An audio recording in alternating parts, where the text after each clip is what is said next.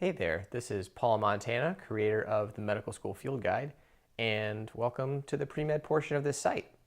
I am sitting in the very room where I studied for the dreaded MCAT, and man, I still get jitters thinking about it. And let me tell you, I was far from an ideal medical school applicant. I remember sitting in this room and taking a diagnostic test in organic chemistry to measure my knowledge from that hateful course. Before I started studying for the MCAT, I scored a 28% on a multiple choice test where each question had 5 answer choices. You're a pre-med, which means you're doing some math, and you're right, that's barely better than random chance. So suffice it to say, I did not feel like a future doctor at that particular moment. And that's just the beginning of my application shortcomings. When I decided to go to medical school, I had a low undergraduate GPA, I had 0 clinical experience, and obviously I had 0 recollection of my undergraduate coursework.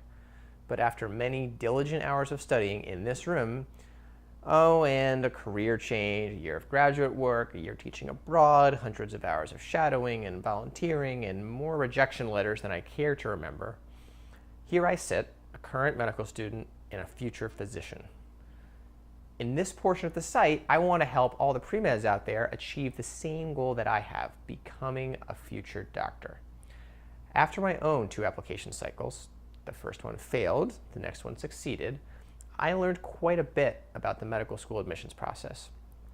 So in this section of the Medical School Field Guide, you'll find advice and guidance from me, as well as many experts out there, on what it takes to get that acceptance letter.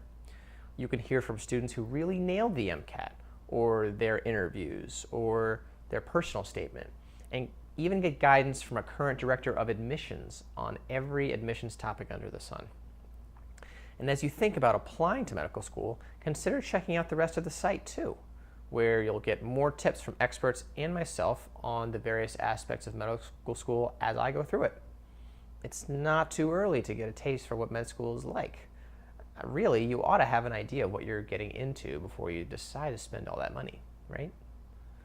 So to everyone listening, enjoy the site, and to all the pre-med listeners, believe me, I once felt your pain in this room I'm sitting in right now, but rest assured, you can do this.